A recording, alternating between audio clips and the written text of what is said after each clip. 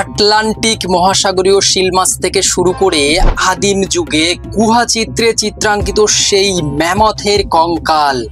ও ভাই সাব, আমি এগুলো কি দেখছি! মিশরীয় মমি, তাও 4000 বছরের পুরানো। বিশ্বাস করুন, গায়ের লোমগুলো এবার সত্যিই দাঁড়িয়ে যাচ্ছে। ও তেরি, সোনার উপর শাড়ি, মানে লাক্সারিয়াস ব্যাপারটা ভাবতে পারছেন? এই যেটা দেখছেন, এটা হলো আসল অভ্র। হালকা চকচক করছে, দেখছেন? দেখুন, এখানে দেখুন স্বর্ণ মুদ্রা, এবং এখানে দেখুন প্রসেসিংটাও দেখানো হয়েছে। আচ্ছা, আপনার আরশোলার ভয় না?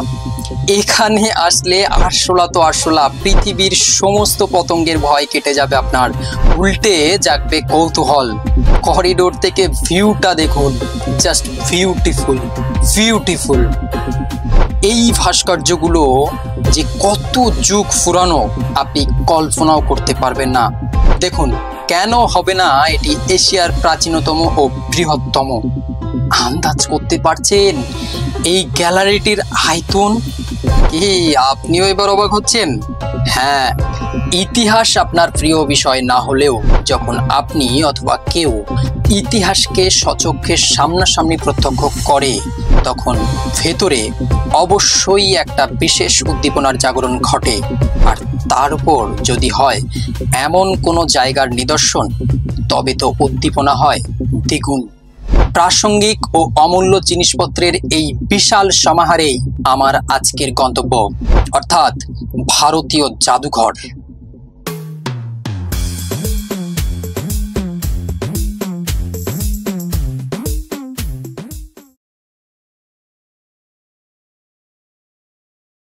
Hey guys, what's up? It's your boy KP and again come back with another interesting vlog. By the way, জীবন মানে দৌড়, আর সেই দৌড়ের আনন্দ ভাগ করে নিতেই কিন্তু আপনাদের সামনে বরাবর এমন ভিডিও বা ব্লগ আমি রাখি। আমার ইন্ট্রো পার্ট এবং থাম্বনেল দেখে আশা করি এতক্ষণ অনেকটা ধারণা করতে পেরেছেন যে আজকের ব্লগটা কী নিয়ে হতে চলেছে, বা এখন আমি কোথায় দাঁড়িয়ে আছি। একেবারে ভারতীয় যে জাদুঘর, অর্থাৎ ইন্ডিয়ান মিউজিয়াম, কলকাতার বুকে অবস্থিত সেই মিউজিয়ামে আজকে আপনাদেরকে সম্পূর্ণটা ঘুরিয়ে দেখাবো। এবং বলতে গেলে একরকম আমিও অনেক ছোটোবেলায় এখানে আসা, আর যে সময় এসেছিলাম হয়তো স্পষ্ট মনে নেই ভিতরে কি ছিল কি না ছিল। তো চলুন বেশি কথা না বাড়িয়ে কলকাতা সিরিজের আজকের এই ব্লগটা শুরু করা যাক। এইখানে আসার সবথেকে শর্টকাট এবং সহজ পদ্ধতি হচ্ছে মেট্রো, কলকাতা মেট্রো। এবং সেই মেট্রোটি হচ্ছে আপনি পার্ক স্ট্রিটে নামবেন। এছাড়া এর কাছাকাছি আরও একটি প্ল্যাটফর্ম আছে, সেটা হচ্ছে এসপ্লানেড। তো আমি বলবো আপনারা একেবারে মেট্রোতে চড়ে পার্ক স্ট্রিটে নামলেই পার্ক স্ট্রিট থেকে একটুখানি পায়ে হাঁটা দূরত্ব একদম এসে পৌঁছবেন সোজা ইন্ডিয়ান মিউজিয়াম। এটাই হচ্ছে সামনেটা, ইন্ডিয়ান মিউজিয়ামের সামনেটা হচ্ছে এটা। এবং এখান থেকে আমি যাব টিকিট কাউন্টারে। এটাই হচ্ছে টিকিট কাউন্টার। তো চলুন। Sir, ticket available? স্যার বলছি, এই ক্যামেরার জন্য কত টিকিট লাগতে পারে? ভিডিও? হ্যাঁ, ভিডিও করা যায়। 5900। হ্যাঁ স্যার, 5900। অ্যাডাল্ট হচ্ছে দেখুন এখানে লেখা আছে 75 টাকা, এবং চিলড্রেন শিশুদের জন্য 20 টাকা, আর ফরেনারদের জন্য 500 টাকা। এই যে এখানে কিন্তু লিস্টটা দেওয়াই আছে। তো টিকিটটা কাটার পরে আপনাদের সঙ্গে বাকি বিস্তারিত জানাচ্ছি বা বিস্তারিত জানাবো। সাল 1878, মাত্র 2টি গ্যালারি নিয়ে কলকাতার বুকে উন্মুক্ত হয় ভারতবর্ষ তথা গোটা পৃথিবীর বুকে হতাশ জাগানো বর্তমানের এই সংগ্রহশালাটি, অর্থাৎ ভারতীয় জাদুঘর। একটু ভেবে দেখলে একাধারে তখন নোবেল জয়ী বিশ্বকবি, বয়স ওই 16 কিংবা 17, ইংল্যান্ডে পাড়ি দিচ্ছেন প্রথমবারের জন্য উচ্চশিক্ষায় শিক্ষা লাভ করবেন তাই, অর্থাৎ তার সাহিত্য চর্চার যখন একেবারে প্রাথমিক পর্যায়ে। এছাড়াও ইতিহাসের পাতায় চোখ রাখলে দেখা যাচ্ছে যে ভারতবর্ষের আরও একজন পণ্ডিত, নাম ঈশ্বরচন্দ্র, তিনি কি করছেন না সমাজে নারী শিক্ষা তথা বিধবা বিবাহ প্রচলনের মতো বিষয়গুলো নিয়ে গোটা মূর্খ সমাজকে তার জ্ঞানের আলোয় আবদ্ধ করতে সক্রিয় ভূমিকা পালন করছেন। অর্থাৎ সমসাময়িকতা বিচার করলে দেখা যায় এমন অসংখ্য ঘটনাবলীর মাঝেই কিন্তু উদ্ভাবন ঘটছে এই গর্বের জাদুঘরের। এটি যেহেতু ঐতিহাসিক বা ইতিহাসের খুঁটিনাটি ঘর, তাই জন্য আমি আপনাদেরকে এই জাদুঘরের জন্মকালীন প্রেক্ষাপটটি একটু উল্লেখ করলাম। আসলে আমার এভাবেই মনে রাখতে বা মনে করতে সুবিধা হয়। অবশ্য এই খিদেটা আপনাদের মধ্যেও জাগতে পারে। ঘুরে দেখতে হলে আপনারা ঠিক আমার মতো করে শুরু করতে পারেন। এখন সরাসরি আমি সেই 1814 সালে তৈরি অর্থাৎ প্রায় 211 বছর আগের ব্রিটিশ সমসাময়িক এশিয়ার প্রাচীনতম ও বৃহত্তম জাদুঘরের 6টি বিভাগ সম্বন্ধে আপনাদের সামনে আজ সম্পূর্ণ বিস্তারিত তুলে ধরার চেষ্টা করব। তাই ভিডিওটি শেয়ার করে সম্পূর্ণ দেখার অনুরোধ রইল। বিশেষ করে আমাদের ছোট ভাই বোনেদের এগুলি অনেক আগ্রহের বিষয়। ভারী ব্যাগ বা লাগেজের জন্য পাশেই আলাদা করে কাউন্টার রয়েছে, নিশ্চিন্তে সেখানে জমা রেখে ফ্রিলি এক্সপ্লোর করতে পারেন ভেতরে। এরপর কিছু নিয়ম মেনে আপনাকে ভেতরে প্রবেশ করতে হবে, অন্যথা নিরাপত্তা রক্ষীরা আপনাকে ধরে ফাইন করতে পারে। এনিওয়ে, চলুন এখন ভিতরে প্রবেশ করব। প্রবেশ করতেই একেবারে সামনে যে বিশাল স্তম্ভটি দেখা যায়, এটি হলো মৌর্য সম্রাট অশোকের দ্বারা নির্মিত সেই বিশেষ স্তম্ভ, যেটি সে সময় তার সাম্রাজ্যের সীমানা চিহ্নিতকরণে তিনি এটি আবিষ্কার করেন। অর্থাৎ আমি এখন দাঁড়িয়ে আছি অশোকের স্তম্ভের সামনে, যেটি বর্তমানে আমাদের জাতীয় প্রতীক।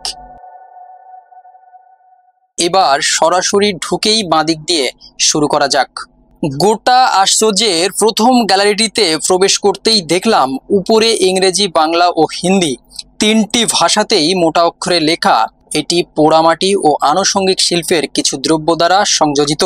এখানে রাখা মূর্তিগুলি আপনি কোনোটাই সম্পূর্ণ অবস্থায় দেখতে পাবেন না। প্রত্যেকটা মূর্তি প্রায় কোথাও না কোথাও ভগ্ন অবস্থায় রাখা আছে। হাজার হাজার বছরের পুরনো একদম ছোট ছোট এই মূর্তিগুলি যে কোনো কাউকেই আকৃষ্ট করবে। যারা শিল্পী মানুষ তারা এসবের কদর খুব ভালোভাবেই অনুভব করতে পারবেন। বিশেষ করে এখানে যেগুলো দেখছেন, এগুলো তৎকালীন মহিলাদের দেহের সাজগোজের গহনা বিশেষ। আমার প্রথম দেখায় মনে হয়েছিল এইগুলো বোধহয় ছোট বড় পাথরের সমষ্টি, কিন্তু পরে বুঝলাম না, এগুলো সবই পোড়ামাটির। তাছাড়া পোড়ামাটির ঘরে পাথর কেনই বা থাকতে যাবে। এরপর এখান থেকে বেরিয়ে সামনে হল বারান্দায় দেখতে পেলাম এরকম একটি দীর্ঘ কাঠের জীবাশ্ম, 73 ফুট লম্বা, যেটা কিনা 250 মিলিয়ন বছর পুরানো।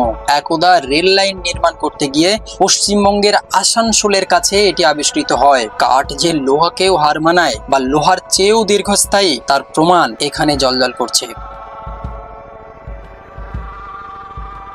এরপর এখান থেকে ঢুকে পড়লাম বিশাল এক হল রুমে, যেখানে দেখা যাচ্ছে বিভিন্ন অঞ্চলের বিভিন্ন রকম রক্স বা শিলার প্রত্যেকটির নাম, নম্বর, সাল ও জায়গা পাশে উল্লেখ করা রয়েছে। কি সব অদ্ভুত দুর্দান্ত কালার! তারপর কয়েক পা গুনতেই চমৎকার একটি জিনিসের সাথে পরিচয় ঘটলো। দেখুন, চিনতে পারছেন কি? হ্যাঁ, এটাই হলো আসল অভ্র। দেখতে কিছুটা চকচকে এই বৃহৎ অভ্র ফলকটি বিহার থেকে সংগ্রহিত। ছোটবেলায় বালির স্তূপ থেকে একটা চকচকে পাথর পেলে আমরা সবাই বলতাম, অভ্র পেয়েছি, অভ্র পেয়েছি দেখ, এবং কি আনন্দই না হতো তখন। দুদিন পরে সে পাথর কোথায় যে পড়ে থাকতো। যাই হোক, থাক সে কথা। এতদিন পরে আসলে অভ্র যে কি বা কেমন দেখতে সেটা জানতে পারলাম ভালোভাবে। বড় হতে হতে হয়তো বইয়ে সংজ্ঞা কিংবা ছবি দেখেছি, কিন্তু প্র্যাকটিক্যালি অনুধাবন করে আজ এটি না ভোলার খাতায় তুলতে পারলাম। বাই দ্য ওয়ে, কক্ষগুলি ঘুরে দেখতে দেখতে দ্বিতল বিশিষ্ট এই অকল্পনীয় প্রাসাদটির করিডোর বরাবর চোখ রাখলে দেখতে পাবেন এমন সুন্দর সুন্দর হাতে গড়া বিভিন্ন প্রকার পৌরাণিক স্ট্যাচু ও নিদারুণ শৈলী। এক ফাঁকায় করিডোর থেকে এইভাবে সম্পূর্ণ বিল্ডিংটা চোখ মেলতে ভুলবেন না, কিন্তু সাথে সেলফিটাও। এনিওয়ে, এইবার সরাসরি প্রবেশ করলাম গান্ধারে, এবং এসে যেটা বুঝলাম এতক্ষণে ট্রেলার ছিল। আসলে মূর্তির সমাহার তো এখানেই, যেখানে ভগবান বুদ্ধের জীবনশৈলী থেকে শুরু করে তার বহুরূপী ভাস্কর্য সমস্তটাই নিখুঁত আকারে খোদাই করা। আমি সম্পূর্ণ হতবাক হয়ে তাকিয়ে রইলাম এর ভিতরকার খোদাইকৃত ছোট্ট ছোট্ট জীবন্ত মূর্তিগুলোর দিকে। কি করে সম্ভব? ভাবুন তো, যারা ভাবে যে এখানে কিছুই দেখার নেই, তারা আসলেই কি ভ্রমণ পিপাসু? আমার তো মনে হয় এই জাদুঘরটি সম্পূর্ণ ভালোভাবে জানতে, বুঝতে ও দেখতে হলে একটা গোটা দিন লেগে যাবে আপনার। তবে এখানে একটা বিষয় আমার কৌতূহল অধরা রয়ে গেল। তার কারণ এখানে নিদর্শন সম্পর্কে স্পষ্ট তথ্যের অভাব প্রত্যক্ষ করলাম, যেগুলো আরো সবিস্তারে উল্লেখ থাকলে এই গ্যালারির জনপ্রিয়তা আরো বৃদ্ধি পেত। তবে আমি যতটুকু ধারণা করতে পেরেছি তা হলো এই সমস্ত ভাস্কর্যগুলি মূলত গান্ধার শিল্পের উত্থান ও পতনকে স্মরণ করায়। এ সমস্ত আনুমানিক খ্রিস্টপূর্ব প্রথম, দ্বিতীয়, তৃতীয় শতাব্দীর নির্মাণ বলে জানা যায়। বর্তমানে যেটি পাকিস্তানের অন্তর্গত, ভাবতে পারছেন, যা একসময় ভারত ও মধ্য এশিয়ার প্রবেশদ্বার ও বিভিন্ন সংস্কৃতির মিলনস্থল হিসেবে পরিচিত ছিল। প্রস্থানের আগে এইটুকু বলতে পারি, আপনি অনুভবের সাথে এই ভাস্কর্যগুলি প্রত্যক্ষ করলে এক্ষুনি একটি জীবন্ত ইতিহাস রচনা করে ফেলবেন। নিচতলাটা ঘুরে আমি এবার উপরে চলে আসলাম। বলতে পারেন আজকের ভিডিওর মূলে অর্থাৎ আকর্ষণের একেবারে কেন্দ্রবিন্দুতে উঠে এসেছি। তবে হ্যাঁ, তাই বলে এই নয় যে আপনারা ভাববেন নিচে কিছুই দেখার নেই, তা কিন্তু একেবারেই নয়। আসলে সমস্ত গ্যালারি আকর্ষণীয়, ফারাক শুধু আপনার আগ্রহ বোধের। উপরে উঠেই এখন পা রাখছি বাংলার চিত্রকলা কক্ষে, যেখানে রয়েছে বিভিন্ন প্রকার বহু শতাব্দী প্রাচীন আর্ট। বিশাল কক্ষের আগাগোড়া দেখে শেষ করাটা যেন আমার কাছে গোটা কলকাতা ঘুরে দেখার সমান লাগলো। এর ভিতরে আছে বিভিন্ন টেক্সটাইল অর্থাৎ বয়ন শিল্পের মধ্যে যেগুলো পড়ে, এছাড়া ডেকোরেটিভ আর্ট মানে পিছুয়াই বা দেওয়াল সজ্জাতে প্রধানত যেগুলো ব্যবহৃত হয়, এছাড়া পেন্টিং তো বটেই। তবে এই দেওয়াল সজ্জাতে প্রধানত শ্রীকৃষ্ণের লীলা কাহিনীকে সূক্ষ্ম অঙ্কন শৈলীতে ফুটিয়ে তোলা হয়েছে বেশিরভাগটাই। তার যে কারণ এখানে বিস্তারিত আপনারা পড়ে দেখতে পারেন। এই ঘরে যে জিনিসগুলো আমাকে অবাক করলো তা হলো ঢুকতেই এই সুসংরক্ষিত তাঁতটি, এছাড়া এরকম কিছু বার্নিশ, সোনার ও হাতির দাঁতের তৈরি জিনিসপত্র, এছাড়াও রয়েছে একেবারে সূক্ষ্ম এই পানের বাক্স ও ব্রোঞ্জের হেলমেটটি। কি অসম্ভব সুন্দর, দেখুন একবার।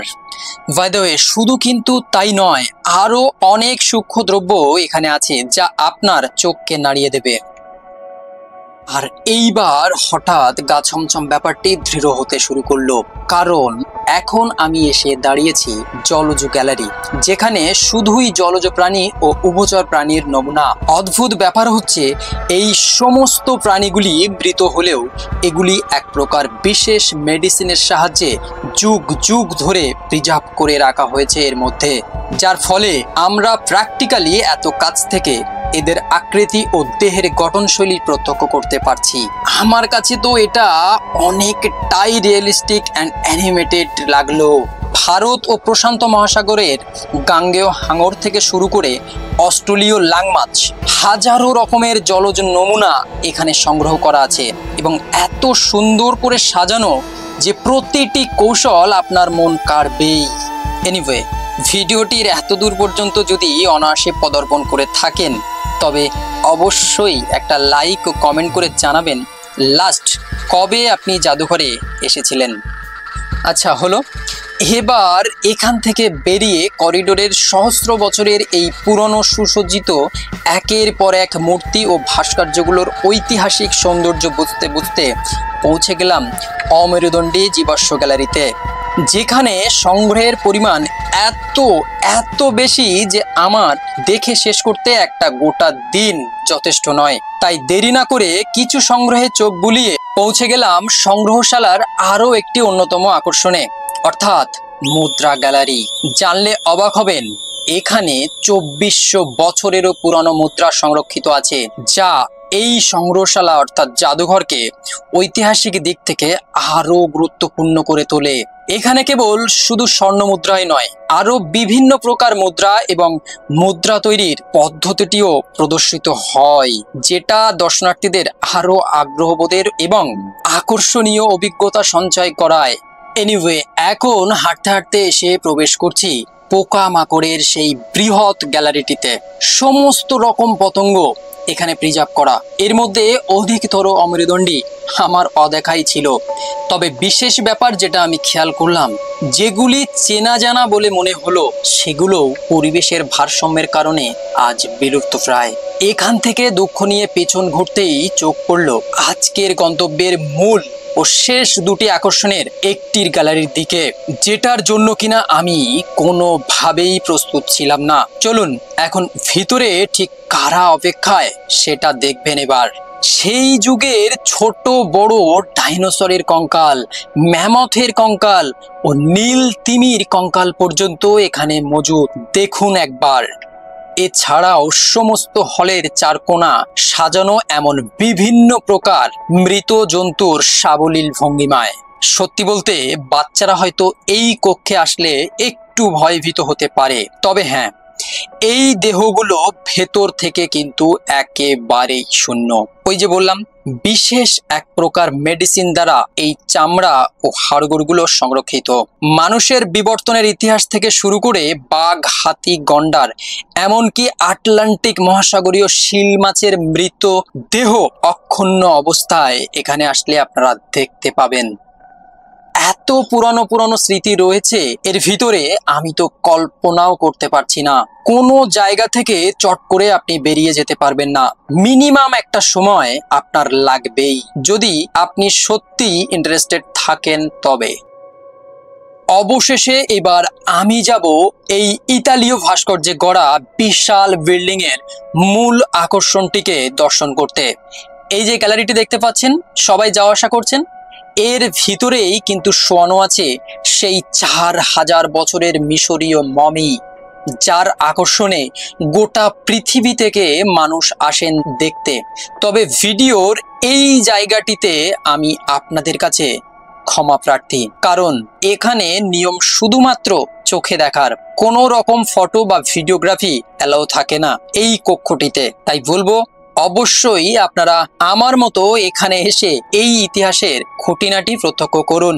বাই দ্য ওয়ে, ফাইনালি প্রস্থানের আগে একটা কথা আপনাদেরকে জানাই, আপনারা ভিডিওতেই যা কিছু দেখলেন তাই যে এর ভিতরে সংরক্ষিত আছে তা কিন্তু নয়। এমন অনেক কিছুই আছে যেগুলো খুঁটিয়ে আপনাদের সামনে আমি উপস্থাপন করতে পারিনি।